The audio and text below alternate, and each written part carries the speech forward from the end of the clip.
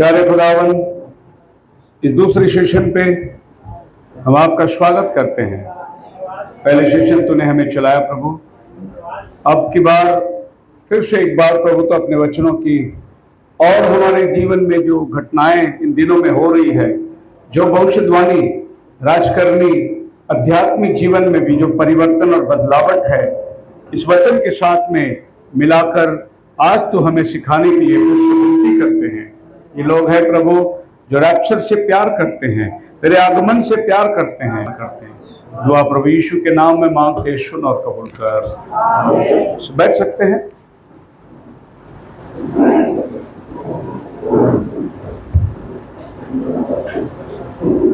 एक बार पास्टर बड़े थके मांदे चर्च को आए और कहे कि आज मैं बहुत ज्यादा थका हूं, बैठ के प्रचार करूंगा।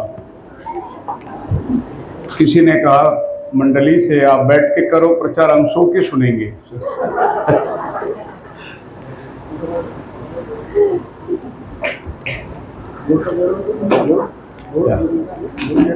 क्या बोर्ड लेना है? हाँ, बोर्ड।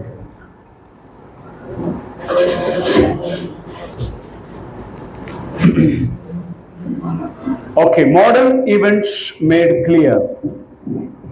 जो भी अभी हम लोग अपने इर्द गिर्द जो वातावरण को देखते हैं, इन घटनाओं को देखकर एक बात हमें समझ में आता है कि बाइबल पूरी हो रही है, एक एक भविष्यवाणियां पूरी हो रही है। जहां पर हमने शुरू किया इजराइल, जिसके आज युद्ध की परिस्थिति है, इस परिस्थिति को थोड़ी गहराई से हम लोग जानेंगे कि क्यों ये युद्ध हो रहा है और ये हमला क्यों हुआ और ये क्या टाइम था इस हमले के लिए। बाइबल कहती है कि दुश्मन तुम्हें चारों तरफ घेर लेगा, जब तेरे पास कोई उपाय ना होगा तब यहोवा खुद लड़ने के लिए आएगा। तो अब दुश्मन चारों तरफ इजराइल को घेरा हुआ है। अब ये माहौल को तैयार करने के लिए कहीं एक बात है जिसको मैं आपको बताऊंगा, 1 2 3 टप्पे पर।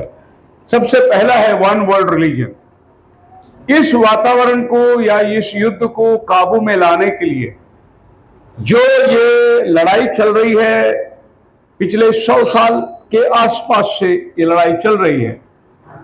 ये लड़ाई पहला विश्व युद्ध 1914 में जो शुरू हुआ, उस समय से इजराइल मांग रहे हैं हमारा देश को, और 1944 में जब दूसरा विश्व युद्ध की शुरुआत हुई तो ये इजराइल को जमीन देने का वायदा तैयार हो गया। 1800 सदी में ही इसकी तैयारी हो रही थी कि इनको जहां पर राज्य दूसरे लोग कर रहे हैं, वो अपने अपनी जमीन के लोगों को देना बहुत जरूरी है। तो सबसे पहले वन वर्ल्ड गवर्नमेंट का फॉर्मेशन होना बहुत जरूरी है, जो इस वातावरण को काबू में ला सकता है, वरना ये वैसे आएगा नहीं। क्योंकि ये लोग ऐसे बाउंड्री में बैठे हुए हैं कि यहां से अगर एक पत्थर आ गया, यहां से भी 2 पत्थर चला जाएगा, वापस वॉर स्टार्ट हो जाएगा। ऐसे छोटे छोटे छोटे छोटे युद्ध के अंदर इजराइल पड़ी हुई है, और इर्द गिर्द के सारे देश लोग का कहना है कि हम इजराइल को मिटा देंगे, इजराइल को रखेंगे ही नहीं। वो लोग इजराइल के मैप में से इजराइल को निकालना चाहते हैं। अब ये सब वातावरण इसलिए निर्माण हो रहा है कि इनकी कंट्रोल करने के लिए एक गवर्नमेंट आना है, एक बड़ा गवर्नमेंट आना है। अब हमारा बिल्कुल हमारे आंखों के सामने अभी जो कोरोना काल बीती है, ये वन वर्ल्ड गवर्नमेंट की हुकूमत चलती आई है। जैसे कि मास्क लगाना, वैक्सीनेशन लगाना, तो ये पूरा एक षड्यंत्र है कैसे पॉपुलेशन को कम करना। इसके लिए आप देखेंगे कि जैसे कोरोना पेशेंट हॉस्पिटल में गया, अगर वो 50 के ऊपर हुआ तो उसको बाजू में डाल दो, इंजेक्शन देके खत्म कर दो उसको। इसको डीपॉपुलेशन करके, ये बिल गेट्स के द्वारा, दुनिया के बड़े बड़े मशहूर लोगों के द्वारा ये शुरुआत हुई। बहुत लोगों ने कहा वैक्सीनेशन लेना है, नहीं लेना है, और बहुत से लोग वैक्सीनेशन लेने के बाद में आप जान सकते हैं कोई हार्ट अटैक से मर गया, और सारी बीमारियां जो उनके अंदर थी वो उभर के आ गई, लोगों को सहन शक्ति नहीं हुआ। तो ये एक गवर्नमेंट चला रहा है कि सारे वातावरण को कंट्रोल में ले आने के लिए, और ये इंटरनली ये सब काम हो रहा है। बिल्कुल ये वन वर्ल्ड गवर्नमेंट आने के लिए क्या क्या चीज की जरूरत है, अभी आप जानते हैं कि एक देश युद्ध में लड़ रहा है, वॉर चल रहा है, और दूसरा एक देश का प्रेसिडेंट उसको विजिट कर रहा है। और आप जानते हैं कि बाइडेन अमेरिका का प्रेसिडेंट 7 घंटे के लिए इजराइल जाके आया। अभी एक शॉर्ट विजिट, ऐसा कभी नहीं होता। अगर एक देश में युद्ध चल रहा है, दूसरा देश का राष्ट्रपति कभी वो देश में नहीं जाएगा, ये वॉर का तनाव है। लेकिन अमेरिका इमीडिएटली जाके आया। एक विजिट 7 घंटे के लिए अमेरिका ने प्रेसिडेंट को भेजा। अब यहां पर एक बात को दर्शाना चाहता है इजराइल, वो ये बताना चाहता है दुनिया को कि अमेरिका मेरे साथ खड़ा हुआ है। सिर्फ इतना ही उसको बताना है कि अमेरिका मेरे साथ खड़ा हुआ है। और ये बात को दर्शाने के लिए अमेरिका मजबूर है जाना, क्योंकि अमेरिका को चलाने वाला सब यहूदी लोग हैं। जितना भी अमेरिका का पैसा है सब यहूदियों के हाथ में है। इसीलिए अमेरिका को भी उनके सामने झुकना पड़ता है। और अमेरिका जब भी वॉर के दर्शन में दिखाई दिया, समझना वो विश्व युद्ध में बदलने का चांसेस होता है। फर्स्ट वर्ल्ड वॉर में भी ऐसा ही हुआ, सेकेंड वर्ल्ड वॉर में भी ऐसा ही हुआ, अब थर्ड वर्ल्ड वॉर में भी ऐसा ही होगा। बाइबल 3 आहें के बारे में बात करती है, हाय हाय हाय। ये 3 हाय जो है, ये 3 वर्ल्ड वॉर को बात करती है, जिसमें से 2 हो गया है, एक होने वाला है। जरा सी कुछ बात आ जाए तो अखबार में छप जाता है, क्या वर्ल्ड वॉर तो नहीं होने वाला है, क्या वर्ल्ड वॉर तो नहीं हो रहा है, क्या वर्ल्ड वॉर की तैयारी तो नहीं चल रही है। मतलब सारा जगत ये बात को जानता है, एक विश्व युद्ध बहुत जल्द आने वाला है। अब ये विश्व युद्ध को ले आने के लिए एक वर्ल्ड लीडर की जरूरत है।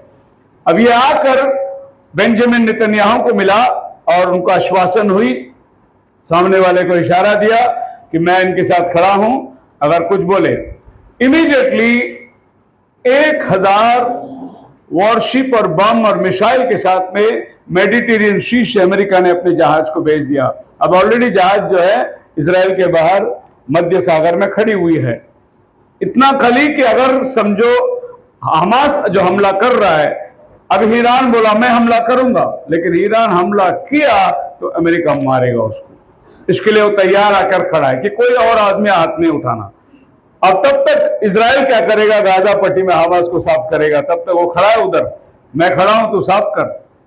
तो ये तनाव देखने के बाद ऊपर से रशिया बोल रहा है अगर ईरान आया लड़ाई में तो मैं भी आऊंगा, तो वो भी आवाज दे रहा है।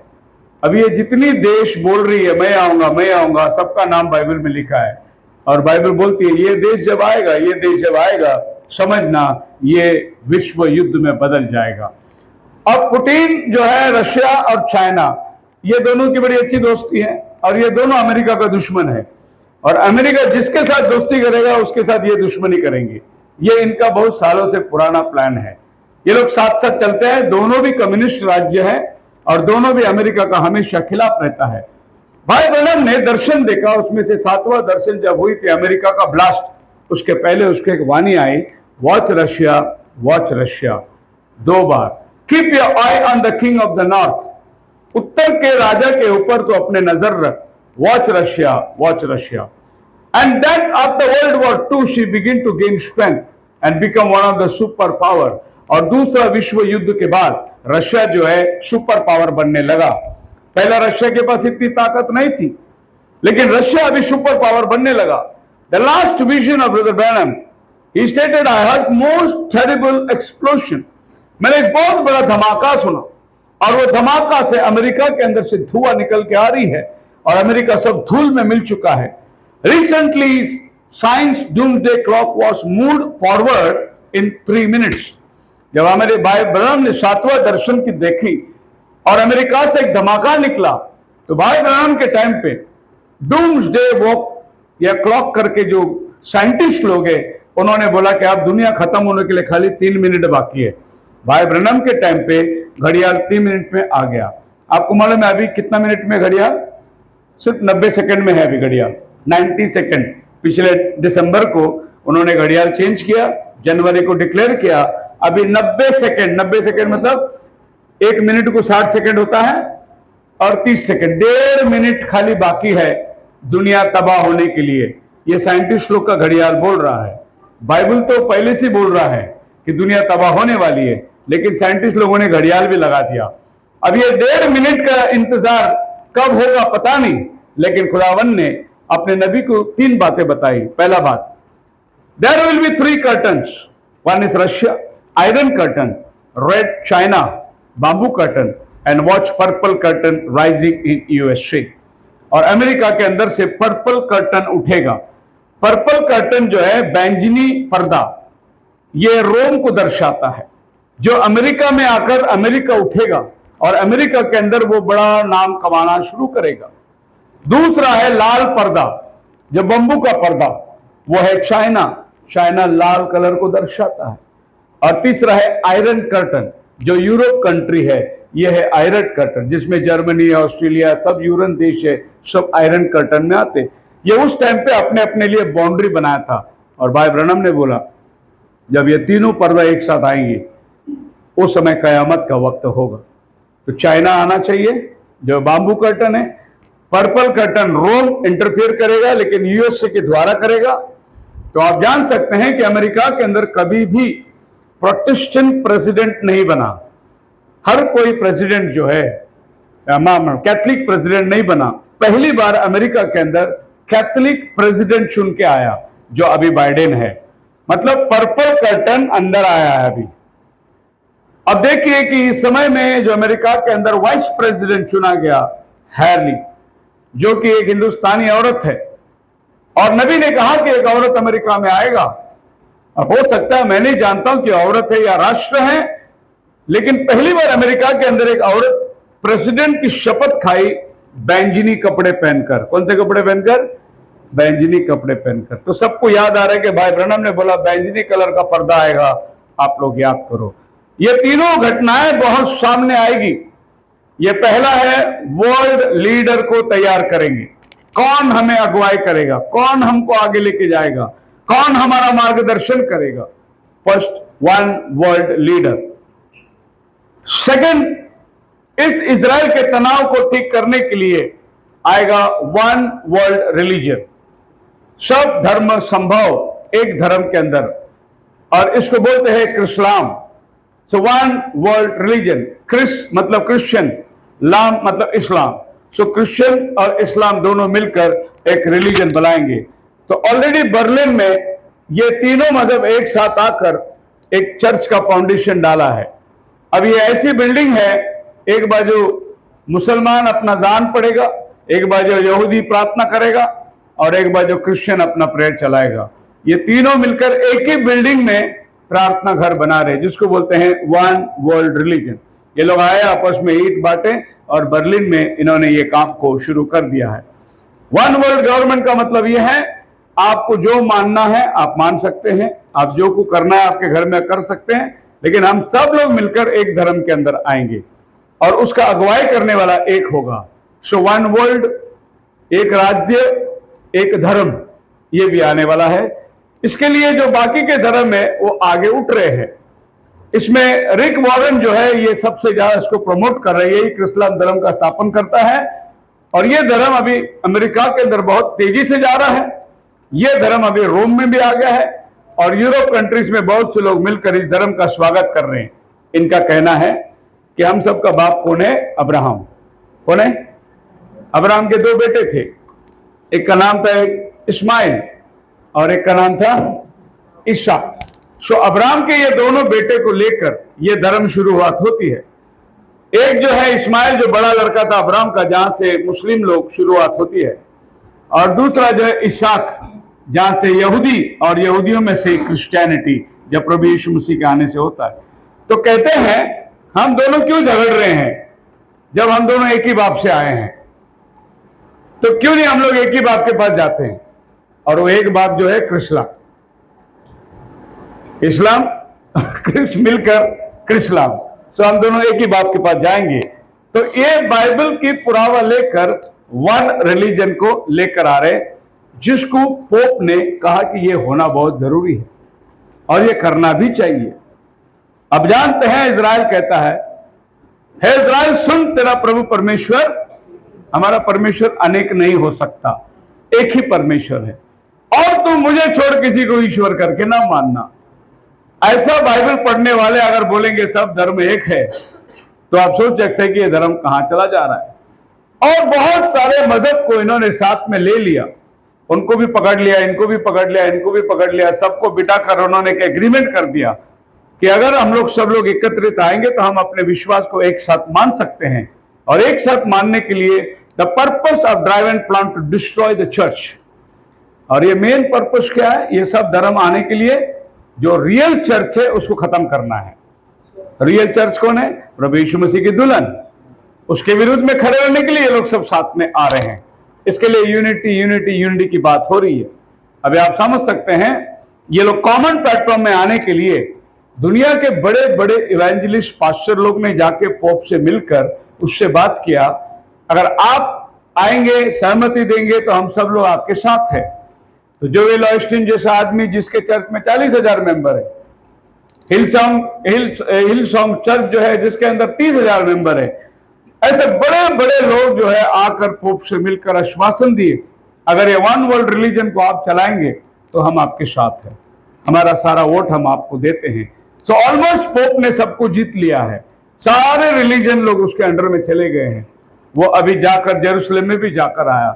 ये सभी मजहब को, उनका कहना है इब्रू में यहोवा को एला, अरमिक में अल्लाह और अरबिक में अल्लाह, तो सभी एक ही तो है, एक ही तो प्रोनाउंसिएशन है। जैसा क्रिश्चियनिटी के अंदर पिता पुत्र पवित्र आत्मा एक ही तो है सब, लेकिन तीन नाम है लेकिन एक है, तीन में एक है, एक में तीन है। यही दुनिया वाले रिलीजन भी सब बात कर रहे हैं, सभी धर्म एक है। सब नदी किधर जाके मिलती है? समुंदर में। तो खुदा भी समुंदर है, हम सब लोग उधर ही जाके मिलने वाले हैं, ऐसा लोगों का कहावत है।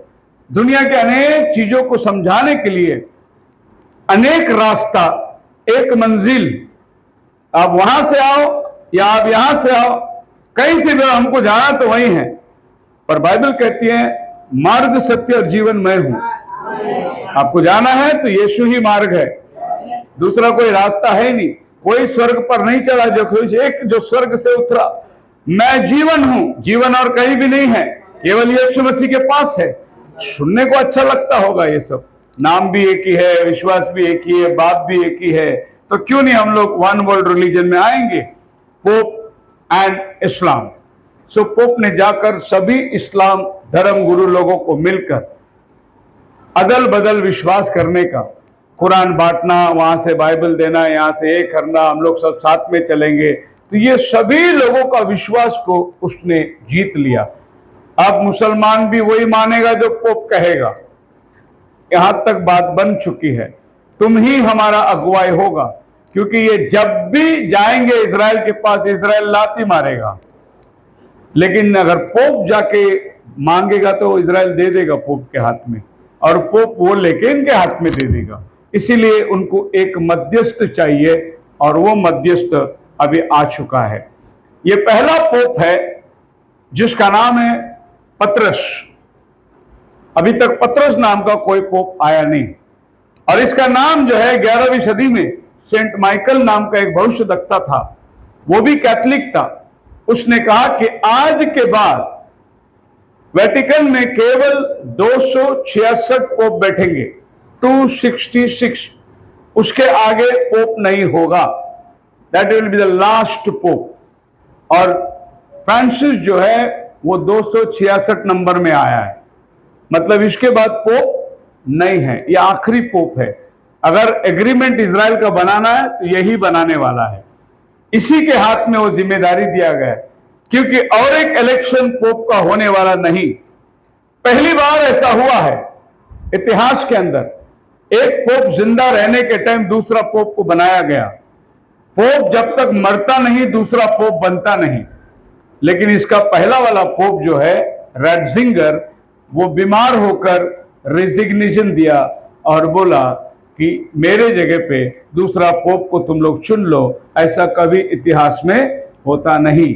ये 8वां पोप है, रोम एम्परर बनने के बाद ये 8वां पोप है, लेकिन ये 8वां नहीं है, ये 7वां का काम कर रहा है। कौन सा काम कर रहा है? 7वां का काम कर रहा है, ये 8वां नहीं है पोप। क्योंकि ये 8वां नंबर में आया, लेकिन काम 7वां जिंदा है ना, उसी का पीरियड में ये काम कर रहा है। ये भी आपके बाइबल में लिखा हुआ है। वो आएगा नहीं, 8 राजा होंगे, उसमें से 5 हो चुके हैं, अब एक आने वाला है, और जो आएगा वो 8वां होगा, लेकिन काम 7वां का करेगा। ये बाइबल स्पष्टता से कहती है। अब ये आकर एग्रीमेंट को बनाने की तैयारी कर रहा है, और इसने वन वर्ल्ड रिलीजन को ऑलमोस्ट अच्छा प्लेटफॉर्म देकर तैयार कर चुका है। अब देखिए, इसमें हमारे हिंदुस्तान के अमृतानंदा देवी भी है, और इस्लाम के और बौद्ध धर्म और बाकी जो भी ज्यूविश है, ऑर्थोडॉक्स लोग हैं, सबको एक साथ ले आकर उसने एग्रीमेंट बनाया। हम लोग सब वन वर्ल्ड रिलीजन को प्रोपोगेट करेंगे। वन वर्ल्ड गवर्नमेंट हो गया, अभी वन वर्ल्ड रिलीजन भी तैयार हो गया, और ये सब अधिकार वो लोग पोप के हाथ में देने वाले हैं। एक इंपॉर्टेंट व्यक्ति, एक इंपॉर्टेंट आदमी इस रोल को निभाने वाला है। सारी दुनिया उसके अधीनता में है। अब आना है वन वर्ल्ड करेंसी। पूरी दुनिया में एक ही पैसा चलेगा। जैसे अभी हम लोग दूसरे देश में जाते हैं, हमें नोट बदलना पड़ता है, वहां डॉलर है, इधर रुपी है। तो ये पैसा आएगा जो पूरी दुनिया में किधर भी चलेगा। आपको करेंसी बदलने का जरूरत नहीं है। आप यूरो डॉलर लेके अमेरिका में भी खर्च करो, आप इंडिया में भी, नेपाल में भी, किधर भी जाओ, ये एक पैसा चलेगा। इसको बोलते हैं यूरो करेंसी, और ये भी अभी छाप कर तैयार हो गया। पर इसमें विशेषता ये है कि ये यूरो करेंसी की जो उन्होंने मोनोग्राम लिया है, एक जानवर पर औरत बैठी हुई है, ये मोनोग्राम उन्होंने लिया।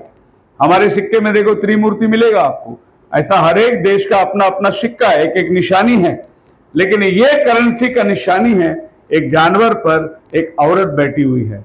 अभी ये आपको सीधे प्रकटीकरण 17 में लेके जाएगा, वहां पर एक औरत जानवर पर बैठी है। इन्होंने अपना मोनोग्राम कहां से लिया? ये लोग बाइबल से निकालते हैं। जो भी हमारे इर्द गिर्द हो रहा है, सारी बातें बाइबल से ही लिया जा रहा है। अब वन करेंसी की निशानी तैयार हो गई। ये करेंसी की निशानी, और यूरोपियन यूनियन जो बिल्डिंग है वहां पर उन्होंने मोनोग्राम लगाया हुआ है, एक जानवर के ऊपर एक औरत सवार है। अभी आप देखिए बाइबल में जानवर के ऊपर औरत किधर बैठा है? प्रकाशित वाक्य 17 अध्याय, भेद बड़ा बाबुल, इसको क्या बोला गया है? Mystery Babylon. अब ये औरत को अगर बेबीलोन नाम दिया है, तो फिर ये कहां से आती है? बेबीलोन शहर से आती है ये। अब बेबीलोन शहर में अगर आप जाओगे पीछे, तो आपको उत्पत्ति 11वां अध्याय में जाना पड़ेगा, जहां बेबीलोन शहर बना हुआ था, और प्रभु ने उस शहर को नाश कर दिया कि इसके आगे वो लोग काम ना करें। और वो बेबीलोन शहर कोई और नहीं था, आज का मॉडर्न इराक है, जहां पर बाबेल टावर बन रही थी। इस औरत का रहस्य में जो बातें हैं वो बेबीलोन शहर से मिला हुआ है। बेबीलोन शहर का क्या मकसद था? पढ़िए उत्पत्ति 11वां अध्याय 1, 2, 3 जहां लेके उनका मकसद क्या था, वही मकसद इनका होना चाहिए। सारी पृथ्वी पर एक ही भाषा और एक ही बोली थी। उस समय लोग पूर्व की ओर चलते चलते शिनार देश में एक मैदान पाकर उसमें बस गए। तो वे आपस में कहने लगे, आओ हम ईंट बना बना कर भली भांति आग में पकाए। पहली बार ईंट बनाना यही शुरुआत हुआ, जब लोग नगर बनाने जा रहे थे। इसके पहले खाली घर बनती थी, लेकिन अब नगर बना रहे।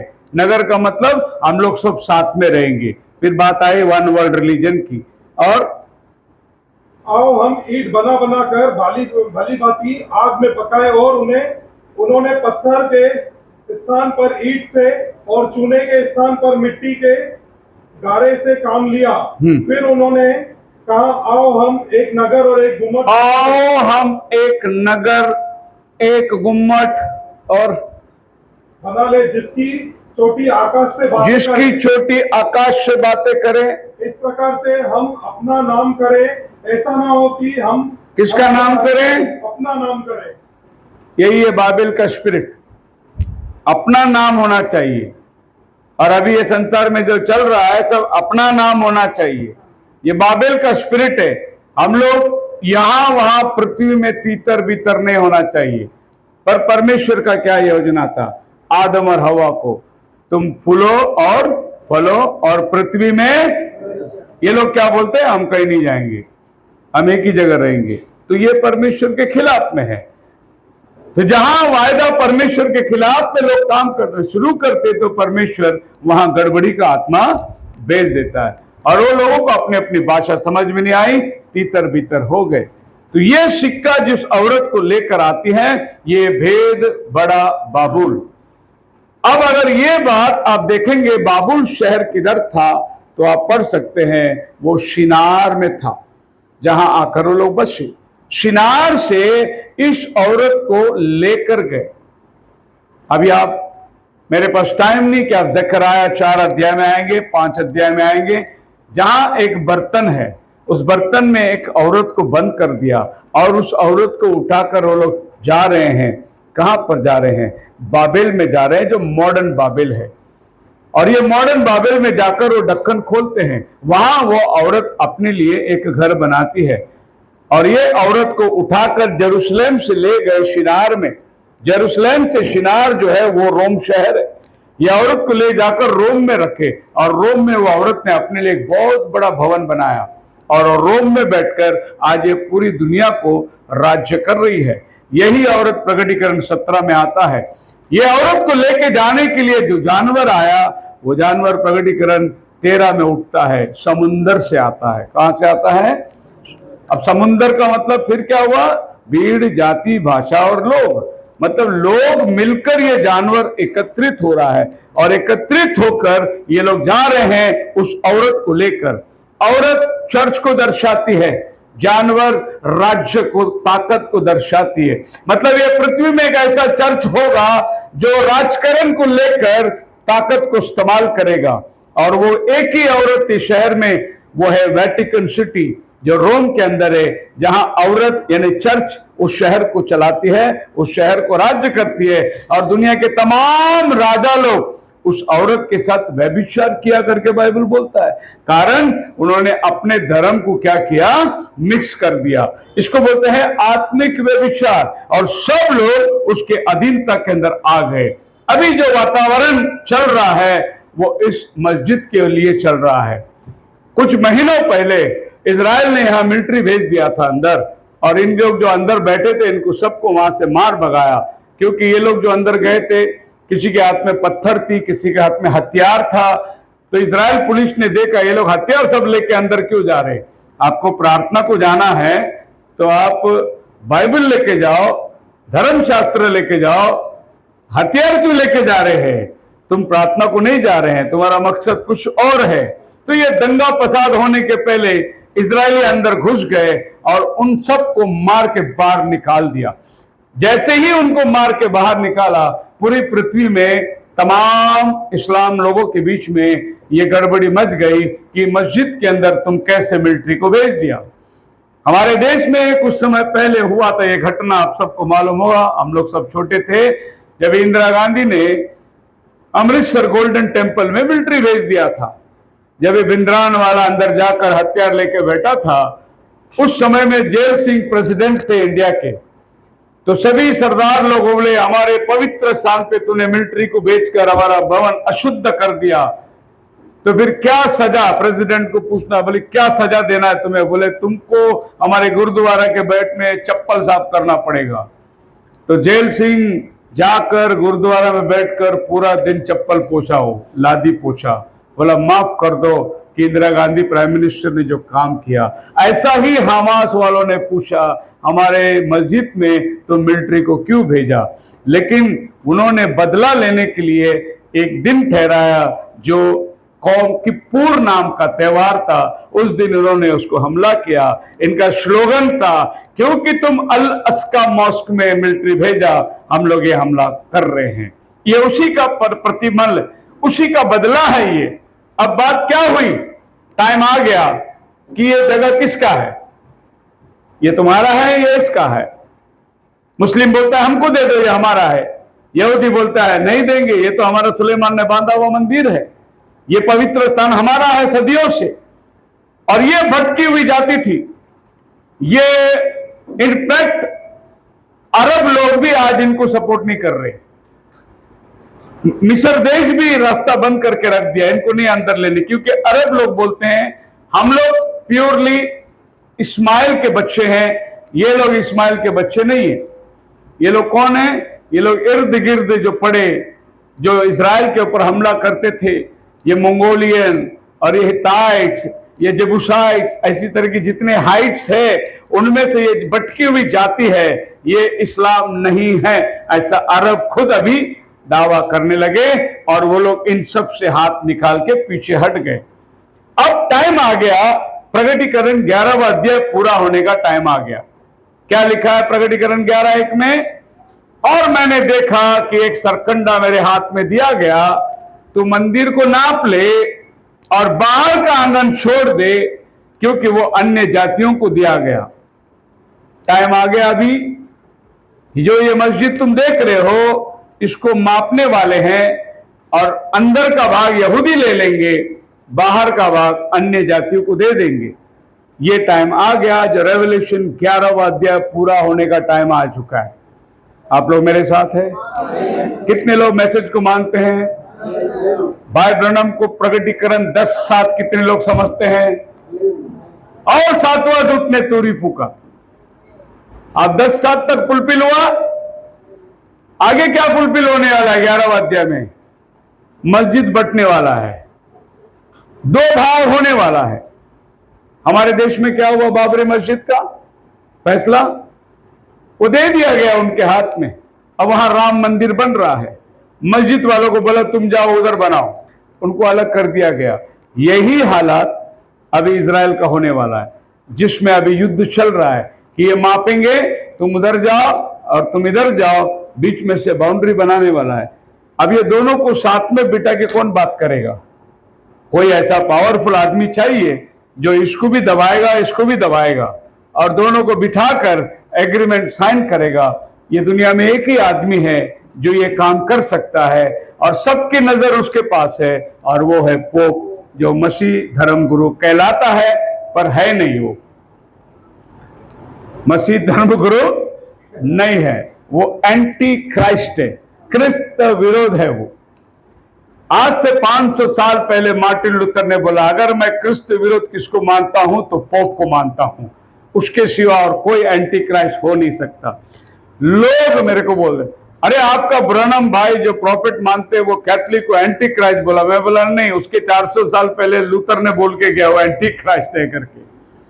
लोग बोलते हैं आपका भाई ब्रनम ने सर्पेंटशिप सिखाया, गलत शिक्षण है। मैं बोला उसने नहीं सिखाया, 1800 सदी में सर्पेंटशिप आ चुकी थी, लोग मानते थे, और 2000 साल पहले बाइबल में जॉन ने भी सर्पेंटशिप को लिख के रखा है। ये कोई अभी आया हुआ शिक्षण नहीं, ये बहुत पुरानी लड़ाई है।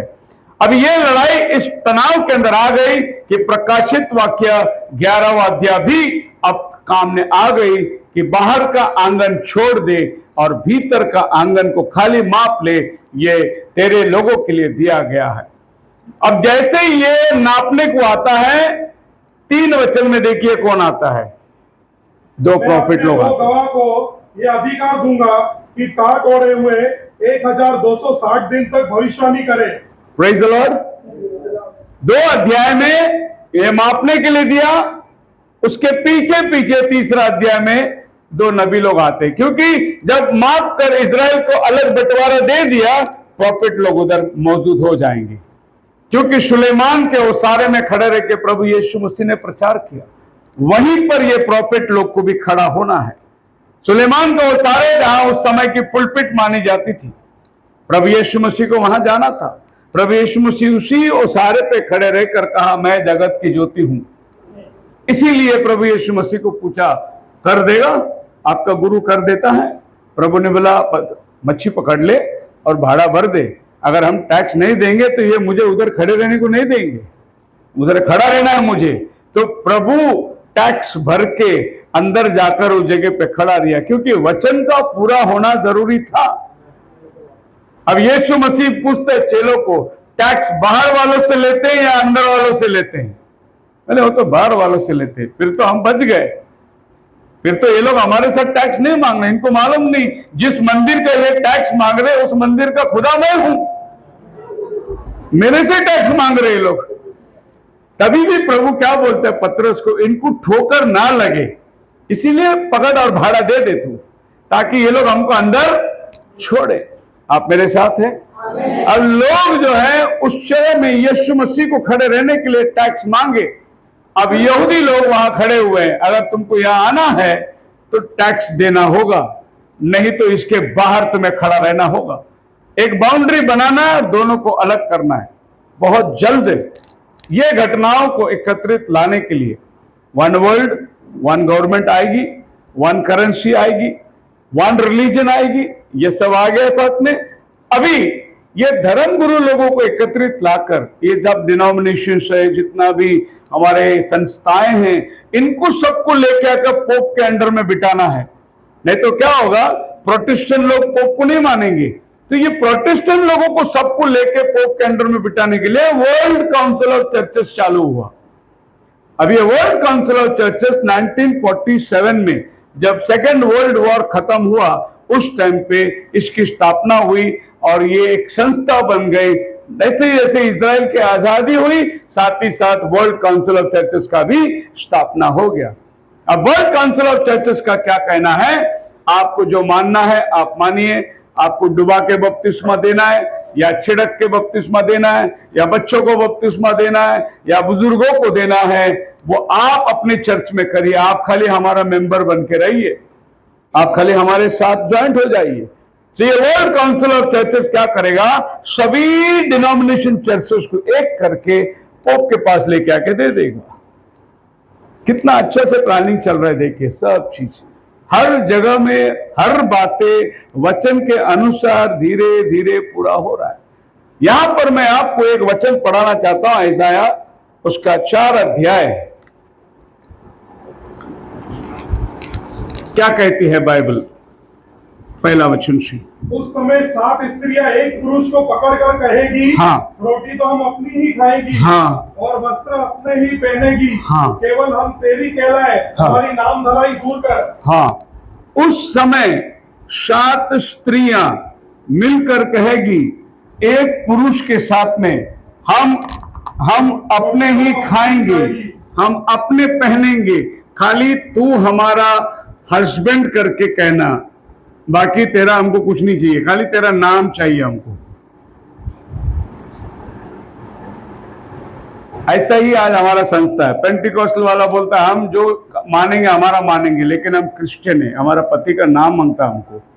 बाकी हमारा पति ने बोला यीशु के नाम में बपतिस्मा दो, वो नहीं मानेंगे हम लोग, लेकिन पति का नाम लेंगे हम लोग। ऐसे सारे संस्थाएं मिलकर, और कितना औरत के बारे में बाइबल बात करता है, 7 औरत। ये 7 औरत 7 कलीसिया काल है।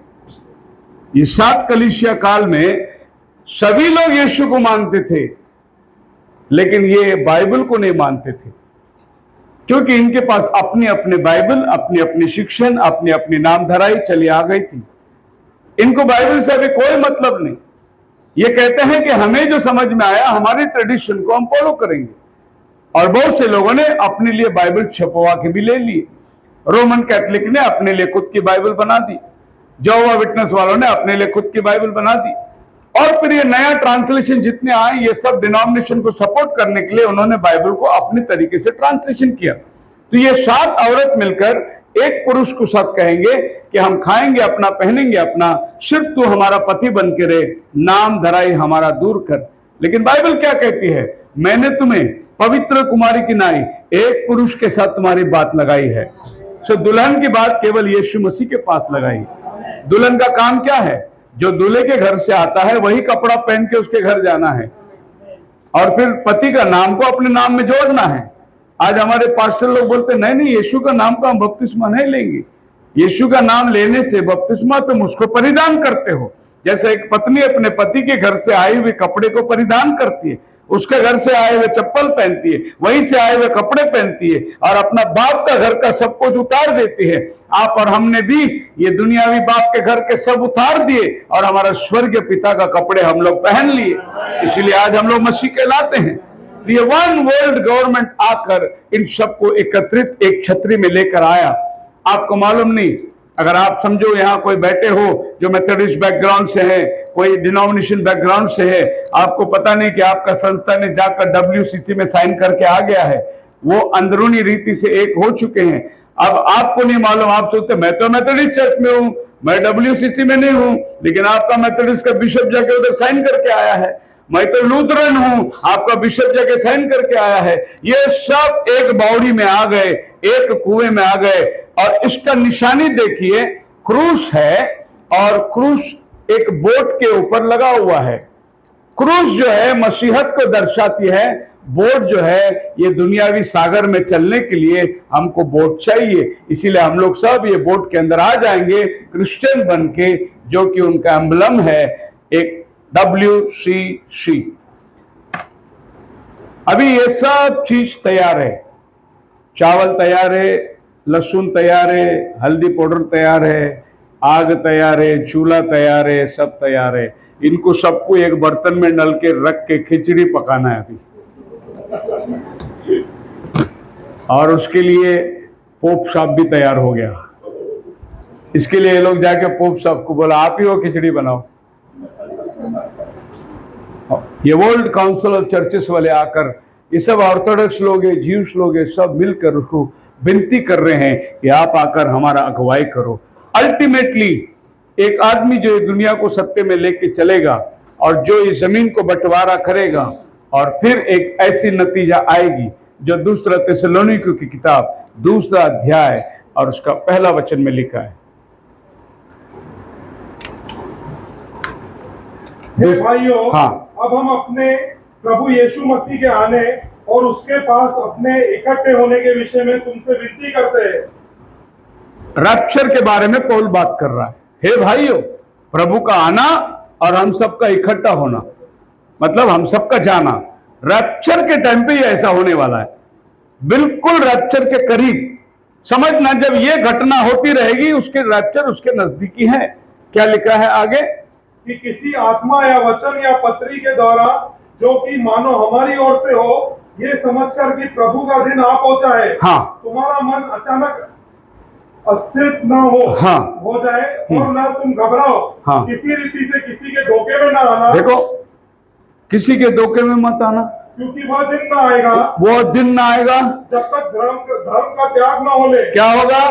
धर्म का त्याग न हो। क्या होगा? धर्म का त्याग न हो। जी, धर्म का त्याग मैं बताता हूं क्या है। यही है धर्म का त्याग। अब तुम हम दोनों एक है। जब तक वो गिरावट नहीं आएगी, धर्म का त्याग ना होगा, मतलब आप जो बोलेंगे वैसे करेंगे। अब जो हम करते हैं पीढ़ी से पीढ़ी छोड़ देंगे। ये लोग सब अपने अपने धर्म का त्याग करके एक धर्म के अंदर आकर गिने जाएंगे, जिसको वन वर्ल्ड रिलीजन कहते हैं। और इसको चलाने के लिए लोग एकत्रित होंगे। अब देखिए भाई ब्रनम क्या कहते हैं फिलाडेल्फिया चर्च एज में। You know we are living in the end time and it is this age that churches are going to come together. भाई ब्रनम कहते हैं, देखिए आज से उन्होंने कहा 50 साल पहले कि कलीसिया सब एकत्रित आएगी, and they are even now controlling the world politics. मतलब ये धार्मिक लोग सत्ता को संभाल रहे हैं, वर्ल्ड पॉलिटिक्स को हैंडल कर रहे हैं। अब बताइए कि ये इस्लाम और ये मस्जिद की लड़ाई और चर्च की लड़ाई, ये दो धर्म को, दो राज्य को एकत्रित करने के लिए एक धर्म गुरु जा रहा है। They will soon control the finances of the world, और पूरी दुनिया की पैसा भी उनके हाथ में चली जाएगी। आया यूरो करेंसी, प्रगटीकरण 17 वाली औरत आ रही है। 17 औरत कौन है? रोमन कैथलिक है। आज दुनिया में सबसे पैसा ज्यादा किधर है? रोम में है। सारा पैसा वो पकड़ के रखा हुआ है।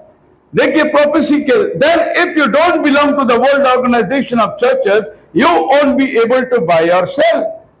अब ये मत सोचिए कि कोई एंटी क्राइस्ट आएगा और आपको हंटर लगाएगा, 666 लगाएगा और बोलेगा तुम खरीदी विरीदी नहीं कर सकते। नहीं, ये चर्च वाले ही लगाने वाले हैं।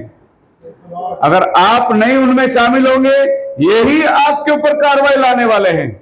आप मेरे साथ हैं? मुझे कोई मुसलमान, कोई हिंदू और कोई व्यक्ति जो दुनिया इतर धर्म वाले आके बोल के नहीं गए हम तुम्हारा सेवा बंद कर देंगे, लेकिन ट्रिनिटी वाला पास्टर बोल के गया मेरे को, हम तुम्हारा सेवा बंद कर देंगे करके। कौन अपना विरोध चल रहा है? धर्मगुरु ही पॉलिटिक्स चलने वाला है। अब वो सब अपने आंखों में खुलते हुए सुनते देख रहे हैं। For the church system of Roman Catholic and Protestant in coming together will control the whole wealth world system. Catholic और प्रोटेस्टेंट दोनों चर्च एकत्रित आके पूरी दुनिया की पैसे वो संभालने वाले हैं। अब ये मत सोचिए कि एंटी क्राइस्ट मुसलमान से आएगा या कोई इतर धर्म से आएगा। एंटी क्राइस्ट क्रिश्चियनिटी के अंदर से आने वाला है और वो रहेगा मसीह का रूप, लेकिन वो होगा मसीह विरोधी। And the force of the whole earth into religious trap and will kill them. और इनको सबको एक धर्म के अंदर ले आकर इनको सबको मारेगा। By refusing them to privilege of buying selling whereby they would make living. और कहां पर वो मारेगा? तुम खरीदी नहीं कर सकते, तुम लेन देन नहीं कर सकते, यहां पर वो तुमको पकड़ेगा। जब तक तुम उसका मुद्दा नहीं लोगे, उसका सिक्का नहीं लोगे, वो तुम्हें खरीदी करने नहीं देगा। ये कोई बाहर का, मतलब आपको लगता होगा कोई आएगा सत्ता, बहुत कठिन परिस्थिति, नहीं, धीरे धीरे चर्च वाले ये करने वाले हैं और बड़ी आसानी से आ जाएंगे। अब पोप क्या करेगा? सब बोलेंगे ठीक है, मैं शांति करूं, मैं लेके आऊं तुमको, मैं करूं। फिर बचपन में हम लोगों ने एक कहानी पढ़े थे किताब में, दो बिल्ली झगड़ रहे थे, एक ही रोटी मिल गया था। तो बंदर आया, बोला मैं बांट के दे दूंगा दोनों को। तो क्या किया? थोड़ा ज्यादा इधर फाड़ दिया, तराजू में रखा, इधर ज्यादा, इधर थोड़ा खा लिया तो ये कम हो गया, ये ज्यादा हो गया, इधर थोड़ा खा लिया तो ये कम हो गया, ये ज्यादा, पूरी रोटी वही खा लिया। और दोनों बिल्ली देखते रह गए। वैसे ही ये दोनों जन देखते रहेंगे, वो पूरा रोटी अकेला खा जाएगा। पोप साहब आराम से जाके बैठेगा और तब बाइबल बोलती है वो मंदिर में बैठकर अपने आप को ईश्वर कहलाएगा। और वह पाप का पुरुष अर्थात विनाश का पुत्र प्रकट न होले, हाँ, जो विरोध करता है और हर एक से जो ईश्वर या पूज्य कहलाता है अपने आप को बड़ा ठहराएगा, अपने आप को बड़ा ठहराएगा, यहाँ तक कि वह परमेश्वर के मंदिर में बैठकर अपने आप को ईश्वर ठहराता है। हालेलुया। क्या बनाएगा अपने आप को? ईश्वर। कहाँ बैठेगा वो? मंदिर में। ये मंदिर कौन बनाएगा? वही बनाने वाला है। ये मस्जिद जो अभी है, ये एक आधा बम में गिरने वाला है। अभी ये जो बम फेंक रहे हैं ना, भूल से एक बम उसके ऊपर डाल देंगे, वो गिर जाएगा। गिरने के बाद अभी क्या करें? बनाना है। वो बोले मैं बना के देता हूं, तुम भी चुप रहो। फिर वो लोग एग्रीमेंट साइन करेंगे। कितना एग्रीमेंट? 1 हफ्ते का एग्रीमेंट, मतलब 7 साल का एग्रीमेंट साइन करेंगे। अभी आइए दानियल का 9वां अध्याय, देखो वो आदमी आ रहा है, 1 हफ्ते का एग्रीमेंट बना रहा है। दानियल ने देखा उन दिनों को, और ये आदमी जा रहा है एग्रीमेंट बनाने के लिए।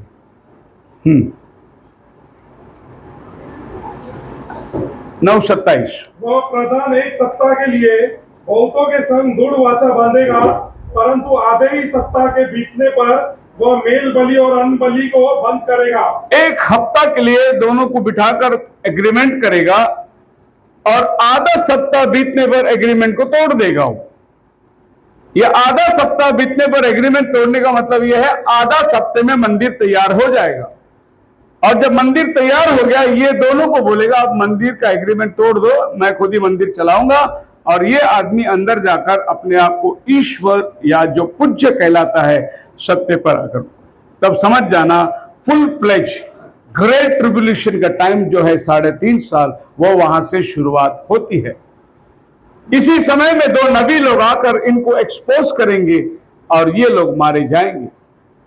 इनका मारा जाना, एंटी क्राइस्ट का आकर जेरूशलेम को अपने ताबे में लेना, यहूदियों का मंदिर बनकर तैयार होना, दुल्हन का उठा लिया जाना, देखो ये सब एक ही चैप्टर में है। पहला वचन में पौल बोलता है हम सब लोग एकत्रित होने वाले हैं इन रैप्चर, उसके बाद पाप का पुरुष प्रकट होगा। इन सारे बातों को लेकर एक आश्वासन मैं आपको ये देना चाहता हूं, ये जितनी घटनाएं देखी है इसके पहले रैप्चर होता है।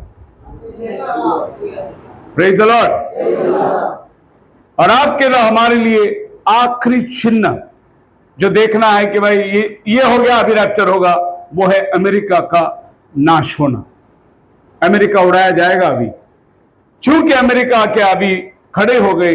अब ये सभी देश मिलकर एकत्रित होकर बोलेंगे इजराइल को बाद में देखेंगे, पहले इसको देखेंगे। उन्होंने एक झलक उसने दिखाया था, उसामा बिन लदेन ने ट्विन टावर को उड़ाकर अमेरिका को दिखाया था कि अगर तू बार बार आएगा मस्जिद के बीच में तो हम तेरे को छोड़ेंगे नहीं।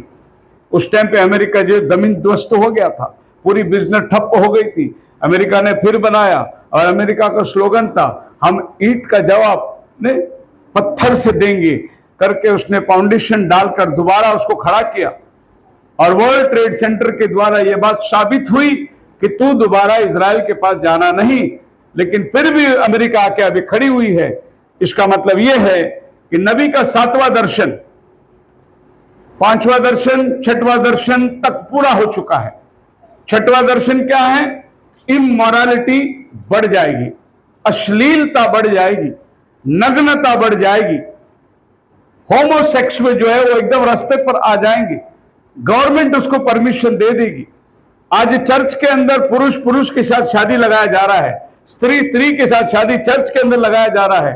अब जो पास्टर ऑर्डेन हो रहे हैं वो पुरुष पुरुष एक पास्टर के साथ शादी करके दिन बिता रहे हैं। ये अश्लीलता जब बढ़ेगी, जब सदोम में ये पाप आया तब प्रभु नीचे उतर कर आया, और ये पाप दोबारा जब यरूशलेम में आएगा तब प्रभु नीचे उतर कर आने वाला है। और इनका बढ़ना और इनका आना दोनों भी देखो एक जैसा होता है। पढ़िए प्रकटीकरण 11वें अध्याय के अंदर, देखिए वो दो नबी मारे जाएंगे और वो शहर का नाम क्या है?